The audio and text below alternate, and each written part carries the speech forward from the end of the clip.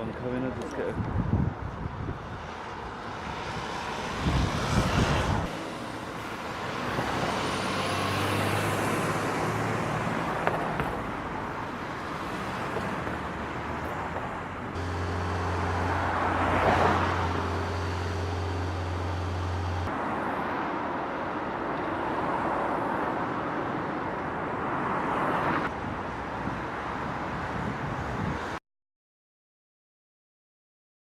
Our survey this year reveals that 1 in 6 roads have less than 5 years of life left. And when you consider that a road ought to be lasting 30 to 40 years, that shows you just how close we are to a tipping point.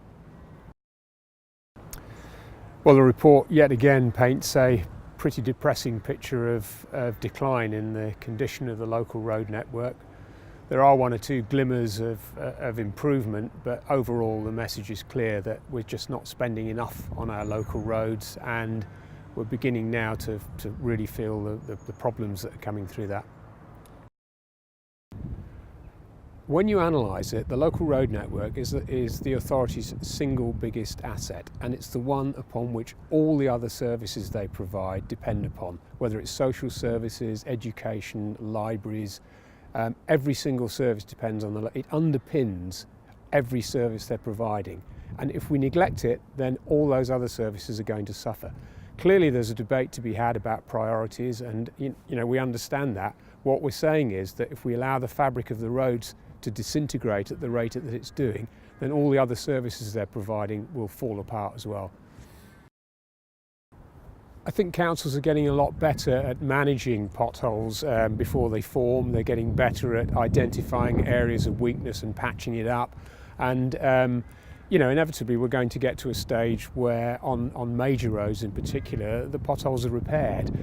But in 2 or 3 years' time, they'll be opening up again. A pothole is not the way to repair a road. Fixing a pothole, it needs to be done properly.